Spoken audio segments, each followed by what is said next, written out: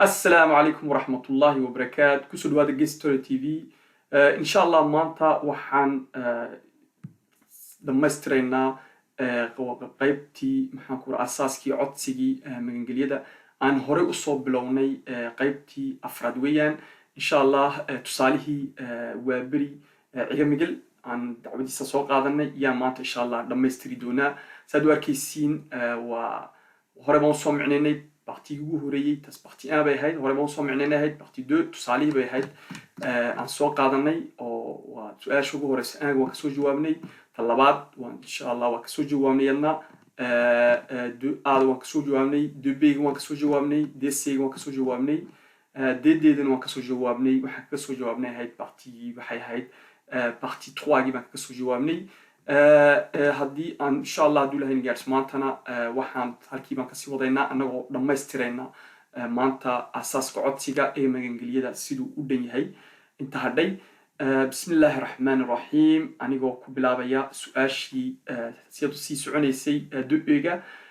Quand avez-vous quitté votre pays?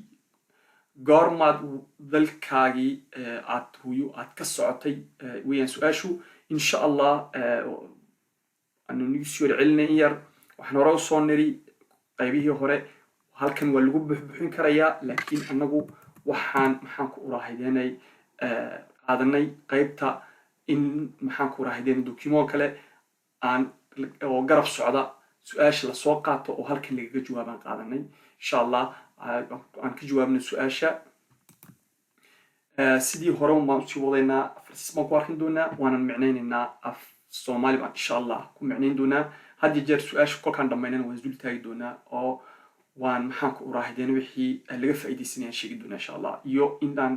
سؤالين اللي ويديان كجوابني ما نسكت داينا إنك جواب إن شاء الله.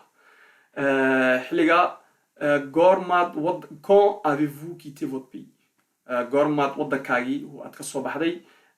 واحد اسمه le dimanche 27 octobre 2019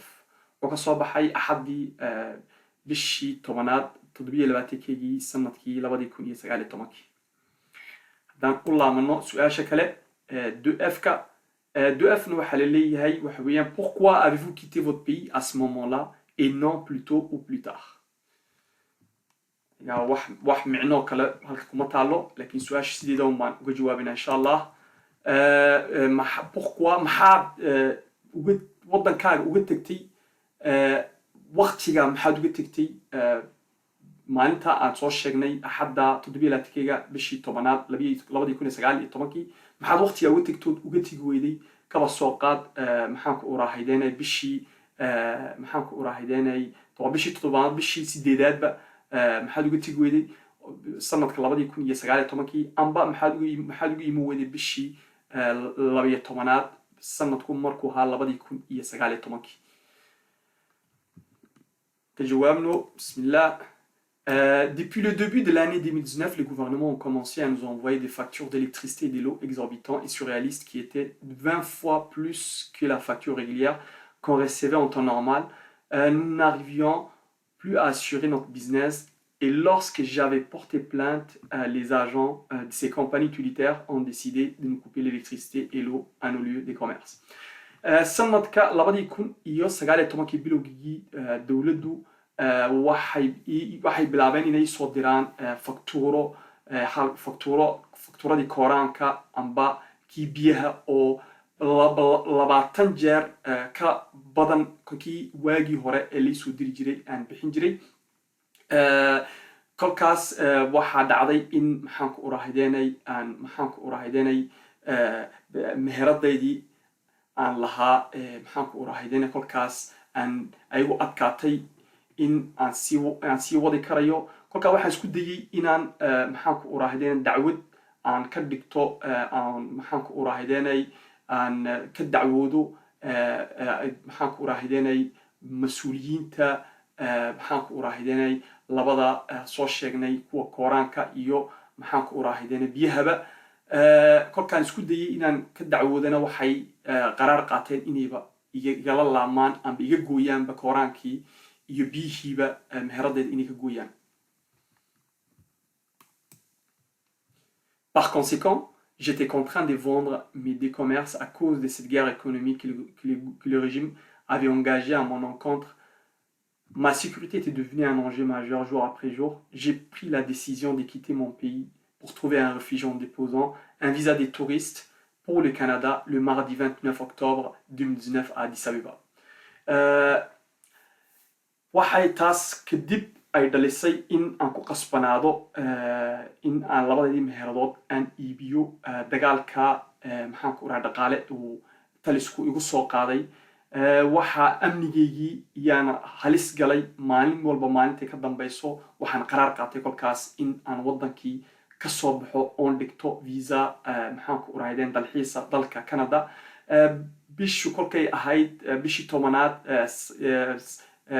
salaasadii 22ka bishii tobanaad 2019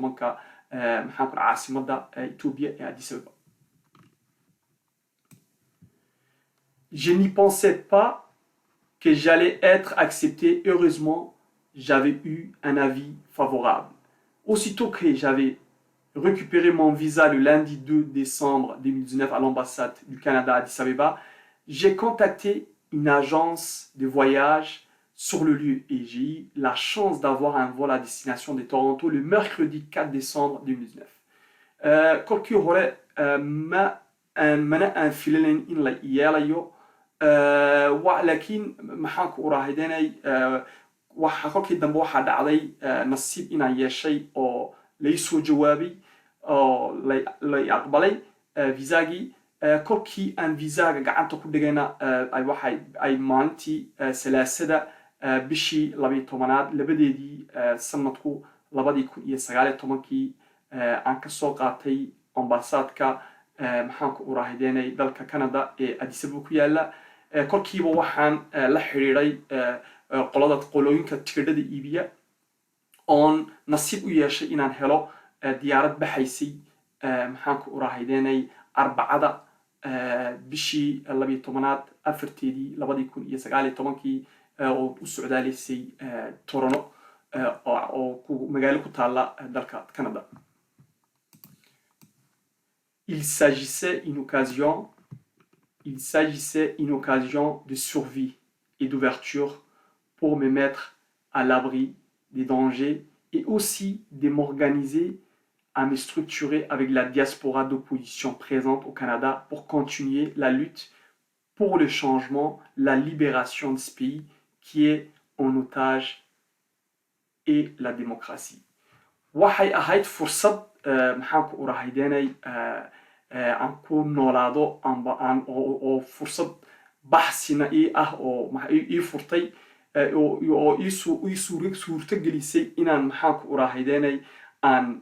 kaga baxsado noloshaydii halista ahayd halista ku jirtay xilliga aanan maxaan ku uraahidanay aanan kaga qayb galo maxaan ku uraahidanay jaaliyadda anigoo maxaan ku uraahidanay oo maamulkooda ka qayb galaya jaaliyadda mucaaradka ee ku taala dalka Canada anigoo halgankaygii maxaan ku isbedelka aan ku rabnay iyo xoreynta waddanka maxaan ku uraahidanay aan halkii ka sii wadayo iyo dagaalanka dimuqraadiyadda. haddaan ku laabmano insha Allah hadduu ilaahay na gaarsiiyo su-aashan sidaad u arkaysiin waxaan isku dayaynaa bal inaan yar falaqayno halkan waxaan la weydiiyey pourquoi avez-vous maxaad waddanka waqtiga horeyna maxaa uga tegi maxaad mar dambana aad uga tegi weyday waqtiyadii ka dambeeyey maxaad soo bixi weyday oo waqtigaa un u dooratay waxaan soo sheegnay inay dhibaato halka dhaqaalaha cidhiri la geliyey oo diiqad uu bilowgii sanadkaa galay inuu wixii uu lahaa meherado ay ka xidhmeen uu isagii ku qasbanaan inuu iska iibiyo xilligaa noloshiisii inay halis gashaan sheegnay oo maxaan ku amnigiisu halis u galay xilligaa waqtigaas wuxuu ku qasbanaaday inuu fursado kala doodoon fursaddiina waxay noqotay inuu waaberi u socdaalo dalka Canada uu visa dhigto waqtiyaashana waan caddaynay waxaan sheegnay inuu salaasada uu dhigtay waqtigu soo qaatayna waxay noqotay maxaan ku rahaa isliin bay soo qaadatay xilligaa fursaddiina isagoo uu ka faa'iidaysanaya 2 cisho kadibna kolkiiba wuxuu isku dayay inuu tigir qaato siduu ugu socdaalo dalka Canada. xilligaas su-aashii waan kasoo jawaabnay waa deeqadaabaa keentay iyo cidhirigaa weyn iyo nolosha adag ee kolkaa uu la kulmay yaaba keentay inuu sugi kari waayey waqtigii horena waxaa dhici karaysay inuu meheradiisa uu iska sii watay meherada usii joogay oo uu rajo lahaa yaa dhici karaysay xilligaa waqtigaas noloshiisu way isbedeshay isbedello waaweyn baa keenay in uu qaraarka muddadaa qaato uu uga soo baxo ballaan kusii socona insha allah hadduu ilahayna gaarsiiyo haddaan soo laamano su-aashan waan ka jawaabnay su-aashii maxaanku urahaydenay abevu taa waan ka jawaabnay tii tanna waan kasoo jawaabnay aan kusii soconno su-aashii dejega tan waxaana leeyahay avez-vous déménagé dans un autre pays ailleurs qu'au Canada pour y chercher refuge maad tegtay amba ma u socdaashay waddan kale oo maxaanku urahaydeena aan Canada ahayn inaad magangeliyo amba aad maxaanku urahaydeena caawimaad amba aad ku baxsan karaysid ma jirtaa waddan kale aan Canada ahayn baa lagaa yidhi waa maya baan halkan niri si la réponse est oui hadday oui tahayna waa inaad micnaysid haddii maya aad tiraahdidna haddii halkan waxaa ku qoran si vous avez demandé c'est-à-dire l'asile dans ce pays haddii aad maxaanku urahaydeena codsi magangelyo aa waddankaa weydiisatay haddaad weydiisatay waad micnaynaysaa haddii aanad weydiisanna waad micnaynaysaayo sababta maxaa maya aan u niri maxaase u weydiisan weynay in aan iskaga dhiibno Ethiopia waddan kasuu noqon karaya kuwa jaarku noqon karaya kuwa kale horey baan usoo micnaynay insha allah bal su-aasha aan ka jawaabno aan kama jawaabayna insha allah hadduu ilahayna gaarsiiyo waxaan sii wadaynaa waa beri qisadiisii baan insha allah hadduu ilahayna gaarsiiyo tusaalihii waa beri baan yaan insha allah kaga jawaabaynaa tan oo tusaalihii baan sii wadaynaa L'ensemble des pays voisins de la République de Djibouti ont des relations étroites avec les régimes ou en guerre civile. Sida u dhan yihiinba dhammaan wadannada hareeraha waddanka Djibouti waxay la leeyihiin cilaaqaad maxaanku urahaydeena dhow bay la leeyihiin amba dagaal sokeeye iyo ku jiraan. Par exemple, l'Éthiopie a signé un accord d'extradition de tous les opposants du régime au pouvoir. À la République de Djibouti, la Somalie et le Yémen, ils sont en proie d'une guerre civile sans précédent ces dernières années. Au moment même de déposer mon visa, j'essaie d'éviter tous les endroits que j'ai soupçonné qu'il y avait la présence des agents du gouvernement éthiopien ou djiboutien. tusaale dani soqati Ethiopia xiriir waxa ka dhaxeeya ay kala bedeshaan amba wixii dad mucaarad ay u arkaan amba wixii ka soo horjeeda taliskooga inay kala bedeshaan maxaanku urahaydeynay labada waddan Ethiopia iyo Djibouti Soomaaliya iyo Yemenna dagaallo sokeeye ku jireen sanadadii ugu dambeeyay waqtigii aan dhiganayna viisaga waxaan isku dayay had iyo jeer inaan iska ilaaliyo meelaha aan ka shaki qabay in ay joogaan sirdoonka Ethiopia amba Djibouti. Je n'ai pas eu l'occasion d'aller dans un autre pays où les droits de l'homme sont respectés. C'était la première tentative de quitter ma patrie natale. J'ai saisi ma chance d'aller au Canada dans l'objectif de continuer mon combat de libérer mon pays de cette dictature absurde qui impose le sort de la vie ou de la mort. fursad kale umaan helin waddan kaloo maxaanku urahaydenay xaquuqda bini'aadanka laga ixtiraamo markay ugu horeysay aan isku dayo inaan waddankay ka soo baxa ayay ahayd fursaddii ugu horeysayna waxaan ku socdaalay oon qaraarkan qaatay waxay ahayd dalka Canada taasoo hadafkaygu ahaa inaan halgankii aan waddanka xornimadiisa kaga qaybgelayay aan kusii wado oon kaga soo horjeeday maxaanku urahaydenay taliska macangaga nolosha u dooranaya kii doonay oo dadka u dooranaya kii noolaanaya ama kii dhimanaya. J'ai quitté les sols de mon pays le dimanche 27 octobre 2019, une date inoubliable puisque j'avais délaissé une partie de moi pour aller chercher refuge dans l'espoir de voir un jour un état de droit s'instaurer chez moi à Djibouti. waxaan ka tagay waddankayga bishii maxaanku urahayden axad toddobiyo bishii tobanaad 2019 waxay ahayd waqti aan aad iyo aad u iloobi karin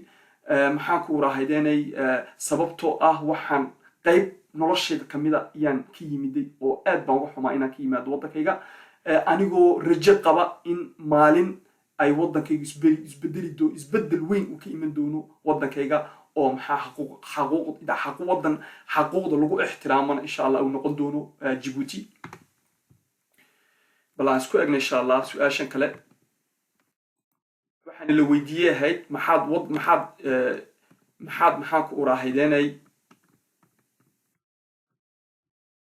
haddaan soo noqono halkan waxaana la weydiiyey ahayd maxaad waddan kale oo Canada aan ahayn ugu weydiisan weydid magangelyo. horta waddanadii jaarkaan soo sheegnay dhibaatooyin badan baa ka jira sidaad u garanaysiinba. waxaan kaloo soo sheegnay in sirdoonka Djibouti iyo sirdoonka Ethiopia isla shaqeeyaan baan soo sheegnay oo khaasatan maanta xaaladda joogto horta uma baahnaynba maxaan ku uraahaydeen waqtigan uu diray horta waagii waxaan malayn sheekadii Fuaad may soo gaadhin laakiin waa wax dhacay oo adduunka u dhan baa laga arkay. Fuaad ninka maxaan ku uraahaydeen walaalkeena Ilyadnoga oo maxaan ku uraahaydeenay journalada adduunka oo ku dhan ay ka wada hadleen. qisadaas waxay caddaynaysaa extraditionka aad arkayseen iyo maxaan ku uraahaydeen xiriirka isbeddelka Ethiopia iyo Djibouti ay yeesheen bay taasina cadaynaysay ahayd oo maxaan ku uraahaydeen Djibouti kaan xogteeda wax la hubo lama hayo laakiin waxa xaqiiqa inay wax kala bedesheen ba xaqiiqa xilliga taasina waa example amba tusaale uu ku soo qaadan kari lahaa laakiin horteed buu waxaan qoray ahayd oo la diray xilliga waqtiga may soo gaarin laakiin kuwa soo socda waa waxyaabo ay ku darsan karayaan oo cadaynaysa Ethiopia iyo Djibouti ay xiriir halka isbeddel ay leeyihiin bay taasina cadaynaysaa. taas waa maxaan ku uraahaydeen waa sababta intaasoo waddanay hareeraha aan midna aan waa beri maxaan ku uraahaydeen ciga migel u weydiisan waaye magangelyo. kolka laga tago fursaddu waxaan shiniroo kale waddanada kale ee xeerarka maxaan ku uraahay bini'aadantinimada laga ixtiraamana fursad kaleba umuu helin waxaan Canada ahayn oo Canada ahayd fursaddii ugu horreysay u dhigtaba oo kolkii uu qaraar ka qaatayna Canada uu isku dayay inuu yimaado oo maxaan ku uraahaydeen uu halgankiisii kasii wado. waxaan kaloo halkan caddaynay maxaan ku uraahay inuu waddankiisa maxaan ku uraahaydeen aad iyo aad ugu jeclaa uu waa beri rabin inuu ka tago uuna ku qasbanaa inuu waddankiisa uu ka soo baxo waqtigaas duruufuhu ay ku qasbeen inuu waddankiisa ka soo baxo yaan sheegnay. su-aashii waan ka jawaabnay maxaan ku uraahaydeen waddanadii hareerihii baan sheegnay. waddanooyinkii kaleete lagu tuhumsanaa in uu weydiisan karayana waan soo sheegno waxaan nidhi fursad muuba helin fursaddii ugu horreysay waxay ahayd Canada. bal aan kusii socona insha allah hadduu ilaahay na gaarsiiyo su-aasha 2H-ka haddaan soo laamano 2H-ka waxayna leeyihiin dans tout autre détail donnez tout autre détail qui vous semble important pour votre demande d'asile. waxaad keentiin maxaan ku uraahaydeenay wax walba oo maxaan ku uraahaydeenay aad u malaynayseen inuu maxaan ku uraahaydeen u muhiimsan yahay codsiga magangelyada codsigiina magangelyada. su-aasha jawaabteedii tusaalaha bismillah haddaan dib u akrinaytan noogu sii soconayna su-aasha ashta waa beri waa beri maxaan ku uraahaydeenay codsigiisii magangelyada weeyaan. su-aasha anagoo duashta ka jawaabayna waxyaabaha uu ku darsan karayo muhiimka u ah codsigiisa magangelyada. J'avais séjourné à Addis Abeba chez mon cousin qui travaille pour le gouvernement éthiopien. Je lui ai expliqué mon but de mon séjour à Addis Abeba, mon plan de quitter vers le Canada. Nous avons trouvé un plan pour sortir l'aéroport d'Addis Abeba afin d'éviter toute suspicion qui conduirait à mon arrestation puisque les deux services s'écrit djiboutien éthiopien, s'échangent des informations en temps réel. Mon cousin m'a trouvé un ami à lui qui était un responsable de la douane pour m'aider à quitter l'aéroport en cas de besoin. Je lui ai payé cet argent pour ses services qu'il allait me rendre en me donnant d'autres alternatives. Il m'avait conseillé de prendre les billets d'avion aussitôt que je récupère mon visa et de venir les rejoindre avec discernement 4 heures avant l'heure du décollage à un endroit privé dans l'aéroport à Addis Abeba. maxaan ku uraahaydeenay j'avais séjourné maxaan ku kolkii aan maxaan ku uraahaydeen Addis Ababa aan yimiday waxaan la gelayay ahayd in adeerkay baan la gelayay oo ka shaqaynayay oo u shaqaynayay dowladda Ethiopia. waxaan u micneeyay hadafkayga aan u yimiday Addis Ababa iyo maxaan ku uraahaydeenay in aan socdaa aan rajaynayo aan wado aan rabo inaan ka tago maxaan ku urahaydenay anigoo u socda inaan ka tago Djibouti aan ka yimid aan Ethiopia ka tago oon sii socdo dalka Canada yaan u sheegay xilligaa waxaan kala tashaday waxyaabo maxaan ku saabsanaa sidii airportka Addis Ababa aan uga bixi kari lahaa anigoo iska ilaalinaya in layga shakiyo haddii in layga shakiyo shakigaa oo keeni karaya in lay qabto ay joojiyaan sirdoonka Djibouti amba Ethiopia iyagoo maxaan ku urahday iclaan kastaba isweydaarsan karaya waqti walba in adeerkay wuxuu ii helay qof mas'uul ka ahaa maxaan ku urahday cashuuraadku ii helay oo maxaan ku iga caawin doona maxaan ku urahay saa uga bixi lahaa airportka haddii ayba aan u baahdo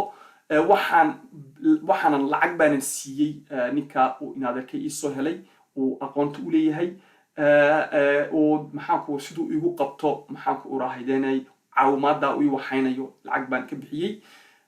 wuxuuna igula taliyey kolkaan soo qaato tigidhka diyaaradda kolkaan soo qaato in maxaan ku urahaydenay kolkaan عفن محنك وراهيدين كل كسوق قاتو فيزاga aan ka soo qaato ambassadka in tigirkii diyaaradda kolkaaba aan goosto Canada aan ku tagay aan la soo xiriiro 4 saacadood ka hor diyaaraddu waqtiga ku qoran tahay meel maxaan ku uraahaydeenay oo sira oo airport ku taala iyo inaan kula soo xiriiro Il a fallu que je retrousse mes manches pour retrouver refuge dans un pays où les droits humains sont respectés et qui acceptent les demandeurs d'asile politique. Et ce pays n'était autre que le Canada. C'est pour cela que j'ai choisi, que je suis venu ici. waxaan hadda toole maxaan ku uraahaydeenay u xayxaytay in aan doono maxaan ku uraahaydeenay amni wadano xaquuqa insaanka oo laga ixtiraamo oonan maxaan ku uraahayeen anigoo weydiisanaya oonan laga aqbalo codsiga magangelyada siyaasadeed waddankaasna maahin waddan kale waa waddanka Canada iyo waddankan ay ahayd sida ahaanba dalka Canadana aan u yimiday J'aimerais retrouver mes repères et défendre mes idées. J'aimerais retrouver mes repères et défendre mes idées politiques en tant que membre de la diaspora opposante djiboutienne au Canada, notamment au Canada, notamment à Ottawa. waxaan maxaan ku uraahaydeenay waxaan rabay inaan maxaan ku uraahaydeenay aan dadaalkii aan ku difaacayay maxaan ku uraahaydeenay si mowqifkaygii siyaasadeed anigoo ka tirsanaanaya jaaliyadda mucaaradka ee reer Djibouti dalka Canada khaasatan caasimadda Ottawa Si la situation politique dans mon pays évolue dans l'avenir, j'essaierai volontiers à y retourner et reprendre ma vie en main chez moi. Mais pour l'instant, compte tenu de la situation, je demande l'asile au Canada. haddii xaaladda siyaasadeed waddankayga ay isbedesho maxaan ku uraahaydeenay mustaqbalka ama waayaha soo socda anu waxaan ahay qof had iyo jeer u heegan oo diyaar u ah inaan waddankayga ku laamo oo noloshaydana maxaan ku uraahaydeenay aan isdabaro laakiin xaaladda maanta joogta kolkaan ka dhaqaaqo waxaan codsi weydiisanayaa magangeliyo waddanka Canada su-aashii baan isku daynaa insha allah inaan yar tafaasiilino inaan kasoo jawaabnay detaayaashan halkan kolka su-aashan ay ku weydiinayaan maxaan ku uraahaydeenay haddaan ku laamano detaygan waxa weeyaan detay kolka ku leeyihiin halkan waa waxyaabo badan baan kasoo hadalnay su-aalo badan baan kasoo jawaabnay laakiin waxyaabo kale haddaa ku darsanaysid waxyaabaha ugu muhiimsan ayna u sheegaan qaareenadu ama abuukayaashu waxa weeyaan ee ugu adagna waxa weeyaan waa waddan baad ka imanaysaa khaasatan Djibouti amba Ethiopia ka yimid laakiin maxaan ku uri Djibouti ka yimid laakiin Ethiopia ka qaatay ahayd maxaan ku uraahaydeenay isoo sheeg yuu ka qaatay visaga waa inaad waxyaaba ugu muhiimsan inaad lagu weydiin karay waxa weeyaan waa sideed uga soo baxday waddanka adigoo saa lagu doondoonaya amba nolosha halista galay sideed uga soo baxday waddanka haddaad iska tiraahdo okay arboork baan kasoo kacay oo soo baxay eg maskax ku dar oo aqli ku dar fikir ku dar واركسامو إنك فكرتي واحدة قنعني وقفك وين تراد موقت حلقة وحيابها ديتاياش الله sheego halkan lagu daro waxa kamid ah airportkii soo soo baxday in maxaa ku uraahayeenay jidkii aad soo martay sidii imika adii airportka dad ka soo baxday dad si fudud ka soo baxday ka soo qaad dad kuwa waxa jira maxaa ku uraahayeenay waa bari ma waxa dhici kara kuwa kale oo dalka Canada ka soo galay Mareykanka ka soo galay waxa dhici kara inuu soo lugaysaba ka sheekeynaysa waxyaabo ziyaada aad ku dirsanayso weyn siyaabihi aad ku soo gashay halkan waxa kale muhiimka halkan in laga arkana waa maxaan ku uraahayeenay waxyaabo badan oo aan ku darnayn way jirtaa laakiin waxa weeyaan in aad diyaar u tahay hadii wadankaagu nabad noqdo amba wax dhibaato ah oo Britole ay jirin inaad wadankaaga ku laamaysid waa wax inaad sheegtid baska taas waxa cadeynaysaa meesha inaad u timiday in maxaan ku uraahayeenay aad noloshaada halis la geliyay fursad ay ku siiyaan aad noloshaada dib u waxay kareysid dadaalkii wadankaaga aad ku badbaadin lahayd amba aad ku xoreyn lahayd amba halgankii weynaana aad halkan fursad ay ku siiyaan si aad dagaalkaas ugu jiri lahayd aad wadankaaga ku xoreynaysid maalintii ay noloshu isbedeshana maxaan ku uraahayeen inaad wadankaaga diyaar u tahay tan waxay ku way qancinaysaa dadkii kama dhigno waa lagu celin doonaa halka dambe kama dhigno waa taas waxa ma wax macquul ma laakiin waxay cadeynaysaa inaad tahay qof maxaan ku uraahayeenay waxan sababaha ku keenay inay tahay dhibaato ay tahay laakiin wadankaaga dun nabad ahaa inaad wadankaaga fadhin lahayd intaan bay cadeynaysaa insha Allah waa ka questionkii diashta istaan ku soo dhameynay haddaan dib u laamano anaga sii soconayna su'aalihii ka jawaabayna DIG hadda ka jawaabno halkan DIG waxa weeyaan y a-t-il des enfants de moins de 18 ans qui demandent l'asile avec vous waa bari may jiraan ciyaal 18 ka yar oo maxaa ku raa codsi iga magangelida la weydiisanay waa maya ma jiraan keligii buu socdaa oo taawo degan yahay maxaa ku rahay no waa niri si wi ba waxa laga jawaabayaa xiliga waa inaan dhaafno halkan waxa weeyaan hadii wiiba hadii la yaraan ba laga jawaabaya hadii no aad tiraadid uma baahnid inaad buuxisid halkan maxaa ku raahayeenay waxa ku qoraysaa oo waxba ku qortaa ka boodaysaa qoonahana uma baahnid inaad buuxisid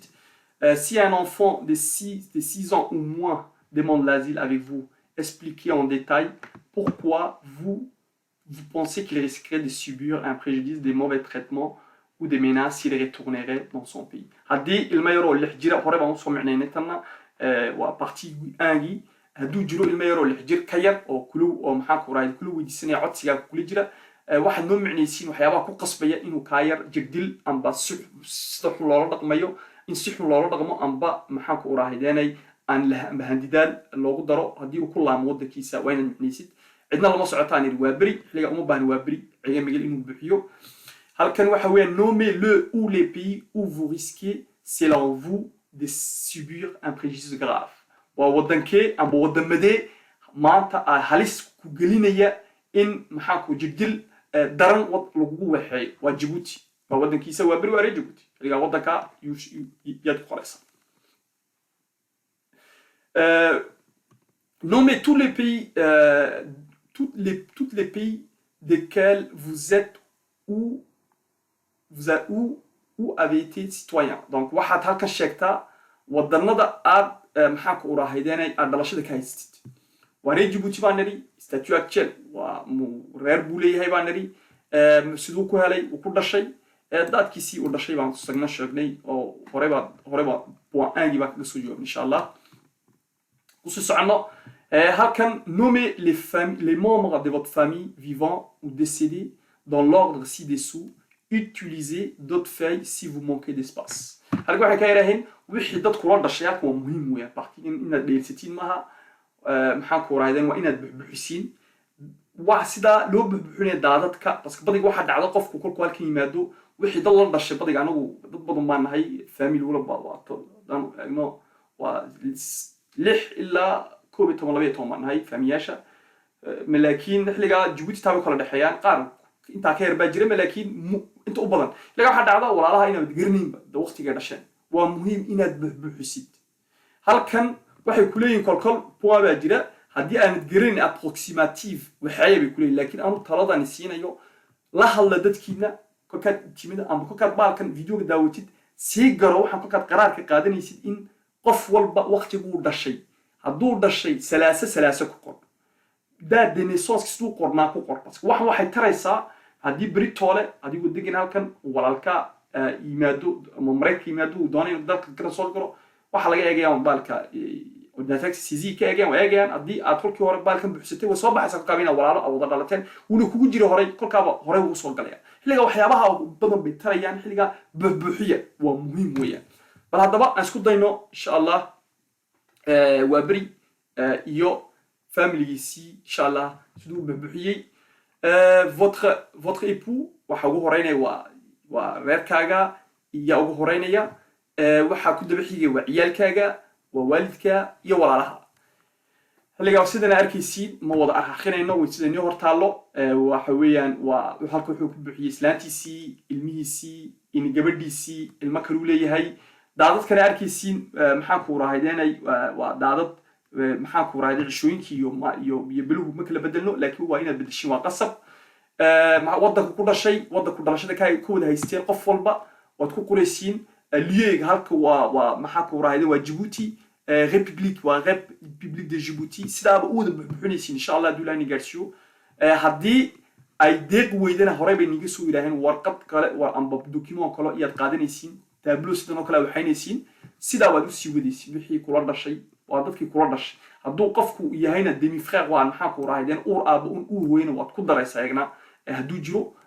isagana waad ku daraysaa haddii uu jirana ilmo yar oo maxaa ku raahideenay aad soo korsatana waad ku darsanaysaa isagana oo mas'uul ka tahay insha Allah dulani gaarsiyo wata jawaabtii dadka la dhashay amba kuwii dhintay iyo kuwii noolaaba inta waad ku daraysaa ee la dhashay maxaa ku raahideenay waa bari ciga migil haddaan ku sii socono insha Allah dulani gaarsiyo tan waxa weeyaan waa demande d'asile précédente hadduu wax codsi hore u sii weydiistay may tan muu sii weydiisan waa markiisii ugu horeysay xilliga uma baahnay tan inuu bixiyo haddii hay'ad kale aad maxaa ku raahideenay aad wax maxaa ku raahideenay aad horay intaad iman dalka Canada aad horay maxaa ku raah codsi hore aad meel kale ugu soo waxaystay hore sii waxaysatay biiro kale oo ku yaala wadan kale amba iska soo sijisay waxyaabaha waad ku daraysaa laakiin imkaan waxba muu waxayn donc tan maxaa ku raahideenay qaybtan muhiim uma oo ka boodaya بري وكبودي أنا أصدقائي سي سعنو تطبيقات demande de visa au Canada. Les gars, avez-vous présenté une demande de visa pour entrer au Canada? Canada, avez-vous présenté une demande de visa pour entrer au Canada? Madwi dit c'était haït محاكو راهيديني دالك كندا ما ويدي c'était visa d'entrée محاكو راهيديني هوري ما ويدي c'était avez-vous présenter une demande de visa pour entrer au Canada. Dans le Canada, oui, c'était visa. Dans le Canada, oui, c'était Hawaïan, Alcan, oui, c'était les gars, ou visa qui oui, c'était visa qui touristique donc oui, c'était visa visiteur les gars bureau qui ou oui, c'était Addis Abeba. À quel bureau Addis Abeba la demande a été acceptée, oui. Voilà, c'est un beaucoup immédiat. maalintii daadkii loo deliveryay maxaa ku visa la siiyay iyaad ku qoraysaa taasna sidaabad u buuxinaya waa bari oo waa iclaankii wixii ku qornaa visa-gii passportkii la siiyay waa bari haddaan sii soconno où vous joindre au Canada halkii lagula soo xidhiidhaya waa bari ku degan yahay oo maxaa ku raahideenay kolka foomkan loo diro komisaaradii loo dirayay maxaa ku raahideenay halkan aad ka arkayseen aan videogii kale aan kusoo aragnay maxaan ku rahay hay'adii ka madax banaanay dawladda immigrationka amba maxaan ku rahay qaxootiga dalka Canada oo qaybsanayd kuwaasi maxaan ku rahay halkii kala soo xiriirayaan ay warqadaha kugu soo dirayaan waxaan leeyahay waa bari wuxuu deganaa Ottawa waa kan ciwaankii Ottawa igu buuxsaday Ottawa waa kun waxaan arkaysiin inta halkan uu degan yahay inta ma wada buuxinaysaa hadii sii socono insha Allah dulani gaarsiyo tasagaalaad su'aasha sagaalaad waxa weeyaan ma votre conseil qofkii maxaan ku raahideenay nila talini avez-vous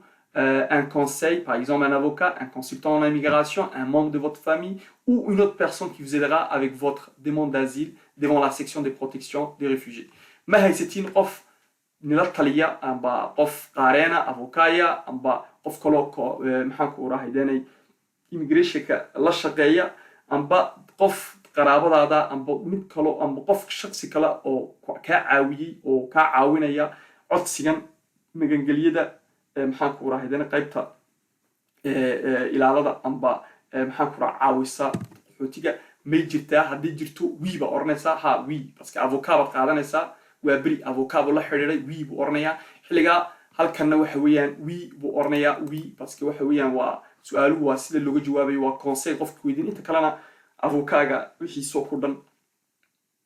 waa beri avocaagiisa yaa intana buxbuxin doona oo de 9b ilaa 9l intaasoo ku dhan maxaan ku raha avocaaga buxbuxinaya haddaan sii soconno su'aasha tobanaad maxaan ku uraahidene lorsque vous aimeriez que la CISR waa commissionii aad soo aragteen commission weeyaan had iyo jeer waa commission de l'immigration du statut de réfugié au Canada du Canada kuwaasi maxaan ku uraahidene hay-adaasi maxaan ku uraahidene luqadee la langue que vous aimeriez que la CISR utilise par exemple pendant votre audience et dans le document mais luqadee ayay nagula soo xidhanayaan hay-adaasi maxaan ku uraahide ka waraaqadaha kuu soo dirayaan amba haddii maalinta aad maraysid maxaan ku uraahidene su-aalahan lagu weydiinayo ee lagula kulmayo dacwadda lagaa marayo maalinta luqadeed jeclaanayna isticmaashid waxaad oranaysaa wuxuu yidhi isagoo hore baan soo sheegnay afarsiis uu ku hadlayay soomaali iyo af carabiga ahayd xilligaa afarsiis buu doortay halkan waxa weeyaan interprète pour votre langue ou dialecte xilligaa hore baan usoo niray ahayd tan waan kasoo jawaabnay ahayd kaan soo micninay parti angii waxaan tala aan niray ahayd maxaan ku uraahaydeenay qaybtan waxaan niri anugu horta waxa weeyaan waa luqadda halkan hadduu qof kabeeg imanayo waa iska yar maasha allah maaha luqadani jabuuti faransiiskii waxa midda kalena waxaan niray ahayd qofku waxa wanaagsan in laba jeer waxaa fahantid xilligaa kolka qof kuusoo turjumayo ya wixii waad fahantay mar labaad baa fahmaysaa oo taas waad hubsanaysaa ta saddexaadna waxaan niray ahayd waxa u qaadanaysid maxaan ku raahideen kolka la qaato qof kuu turjuma waxay faa'iido leedahay faa'iidada saddexaadna waxaan nidhi togu horeys waa fahanka ta labaad waxaan ku togu horeys waxa weeyaan waa luqadan baa iska adag baan nidhi ta labaad waa laba jeer baa fahmaysaa waa hubsanaysaa ta saddexaadna insha allah hadduu ilahayna gaarsiiyo ay kuu fudaydinaysana waxa weeyaan waxaa yeelanaysaa maxaan ku uraahideen marmarsiyo kale ku noqonaysaa oo maxaan ku uraahideen haddii wax walba way dhacaan oo maxaan ku video hore ka soo haranay inay objectiveku hadafku ay tahay inaan ka dhaqaaqno waa kolka maxaan ku uraahideenay xaaladdu upiiqdeka ma ka dhaqaaqaynaa upiiqdeka haddii lagu diido waa in aad haysatid maxaan ku uraahideenay marmarsiyo ama meel aad waxaad ku marmarsiyo karaysid ood ka dhigan karaysid aad oran karaysid ama wixii ma fahmayn waxaad oran karaysaa xilligaa adigoo iska fahmaya aad oranaysaa maxaan ku uraa ninkii ii turjumayay si xun biigu turjumay xilligaa taasina waa maxaan ku uraa fursad bay ku noqon aad kolka dambe aad tiraahdid haddii kusoo diidaan baad tiraahdid anugu waxaan wixii aan isla lahayn ba interpretka waxba kama fahmayn si xun bay igu fahmay xilligaa waad ku marmarsiyon karaysaa kolkaas saddexdaa yaa sababood yaan u yiri ahayd interpret baad yaan caadi ahaan haddaan una ahaan lahaa aan qaadan lahaa kama dhigno luqadda ma taqaanid oo maalintaa luqad layskama qaadayo oo maxaan ku uraa imtixaanka luqadaha lama marayo muhiimad waxa weeyaan waa guul inaad kala soo baxdo meesha hadafka loo socdo ilaa iminka waa guushaana waxa weeyaan upiiqdeka haddaad ka dhaqaaqdid sidii aad ugu guulaysan lahayd baa laisku diyaarinayaa xilligaa waxyaaba wax walbo ku guusha aad ku gaadhaysidna waa detail walbo waxay doontaba ha noqoto lagama tago fursad kaste waa laga faa'iidaystaa tobanaad sidaas baan yaan ku dhaafaynaa haddaan ka koob iyo tobanaad insha allah su-aashii koob iyo tobanaad aan tegno halkan si vous n'avez pas reçu l'aide d'un interprète pour remplir ces formulaires vous devez remplir la déclaration A haddii aad qof kaa caawiyey aad helin ugu horeysa faransiiska fahmaysi oo udbaahni tanbaad buuxinaysa macnaha waxaan nidhi waxaan u baahanahay in qof interprète noo noqday oo na caawiya maalinta xilliga anigu déclaration B baan iska buuxsanay j'atteste baan oranaynaa que le contenu de ces formulaires de tous les documents qui y sont joints m'ont été interprétés intégralement. Les renseignements que j'ai fournis dans ce formulaire sont complets, vrais et exacts. Je sais que ma déclaration a la même force que si elle était faite sous serment. Donc, à quoi muhim weyn halkan waa qaaskan waa engagement iski maxaa ku raahideenay raggan aad arkaysiin amba ee ka madax bannaan dowladda waa iyaguna waa inay maxaa ku raahideenay ay isprotegiyaan ay ilaaliyaan iski waa maxaa ku raahideenayduba waa dacwad baa ku qaadi karaysaa xilliga waa iyaguna waxay doonayaan inay hubsadaan inaad waxa aad soo wada buuxbuuxinay ka soo jawaabnay inaad fahantay su'aashii in lagu turjumay afkaaga inaad ku fahantay xilliga waxa ku dhex jiro oo ku dhanna wax been ah inay ku jirin wax wal oo meesheeda aad tirina inay sidii ay u dhacday ay u tahay xilliga intaas baa la hubsanayaa oo waxayna kuu sheegeen in waxan ay tahay sidii aad maxaa ku raakad saxiixayso waxa ka dhigan tahay sidii aad hor joogtay qof maxaa ku raahideen garsooro oo kale aad dhaaratay dhaar oo kale iyay tahay saxiixan wuxuu dhigmaa dhaar waxaad leedahay in aan fahmay wixii ku jiray jawaabihii oo ku dhan aan bixiyey inaan afkay ku fahmay si fiican lagu turjumay in waxa ku dhex jiro ku dhan aan ku qorayna inay wax sax yihiin khaladna lahayn yaad dhaar galaysaa oo waxaad leedahay daadkii baad ku daraysaa taas ligaas sidaas baan ku dhaafayna insha allah haddaan sii soconno tan waxa weeyaan j maxaa ku raahideenay dib baad u qoraysaa longa maxaa ku raajaa test waa déclaration de l'interprète qofkii ku turjumaya isagana qoraya signature-kiisii ku xaynaya tan waa avocat ku diriba isaga kula dooran hadaad doonaysid qofka ku turjumayna isaga ku soo heli hadii kalena aad boos ka soo heli karaysaa amba maxkamaduna ka caawin karaysaa taas oo dhibaato male surtout avocat u badan tahay badiga isaga dad ka caawiya insha Allah duulahay gaarsiyo su'aashii 12aad baan ku soo dhameynay codsigii magangeliyada mowqifkii siyaasadeed ee ku saabsanaa tusaalihii waa bariiciga migil sidaas buu noogu soo dhamaaday maanta insha Allah duulahay gaarsiyo su'aalihii sida u dhannaayeen oo ku dhanna waan ka soo wada jawaabnay haddii aan dusha u laamo su'aaluhu waa sidaa soo wada aragteen fiidiyoyaashii oo ku dhammaad insha Allah ka eegi karaysiin sidaan usoo wada marnay mid kaste waan isdul taagnahayd dacwaduna waxay ahayd qayb maxaan ku raahideenay su'aalo badan oo waxaa jirtay lagaga jawaabayey maxaan ku raahideenay aad iyo aad tafaasiil dheeraada amba faahfaahin badan laga bixinayey iyo su'aalo waxay haayeen intii ugu dambeysay weynigii arkayey way koobnaayeen waxa lagaga jawaabayena waxay ahayd maxaan ku raahideenay qofka noloshiisa ku saabsanaa yahaayeen laakiin tan waa su'aalihii oo ku dhan aad ogeedeen aan kasoo wada jawaabnay waa kaa intaasoo baashadood bay noqotay muhiimaddu maaha baashadaha muhiimaddu maaha inta baashay u diraysid maaha taas inaad si xulu fahantiin maaha halkan 8 bay noqotay laakiin kama dhigin 8 baash waa inaad ka dhigtiin inuguna kama dhigin inaad 3 baash dhigtiin 4 baash kama dhigin inaad 20 baashna u dirtiin waxa muhiimaddu waa in aad fahantiin waxa lagu qoray had iyo jeer su'aasheeda iyo tusaalahan inagoo dib u raacaya inagoona copy green oo sida u dhan tahay u qaadanayn waxa weeyaan waa inaad fahantiin maxaa ku raahideenay mid walba saa isku dul taagnay tafaasiil baan ka bixinay inaan ka jawaabnay waan isku darnay yaa isku daynay xilligaa jawaabaan ka bixinay mid kaste waxa ka faa'iideysanayna waan sheegnay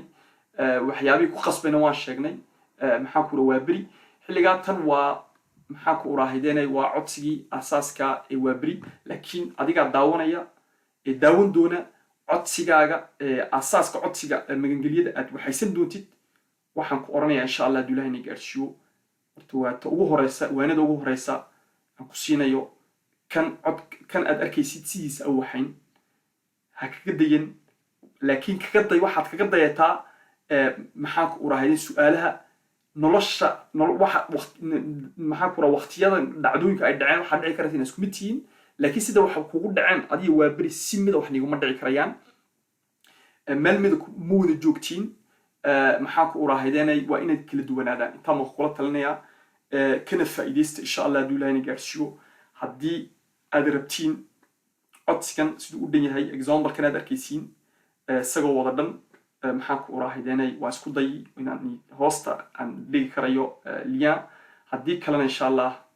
maxaa ku raahideenay waad ii soo diraysiin una insha Allah waad weydiisanaysiin oo qof walba waxaan si private aan ugu soo diray insha Allah duulahay gaarsiyo insha Allah khayr baan nii rajaynayaa assalaamu calaykum ورحمة الله وبركاته.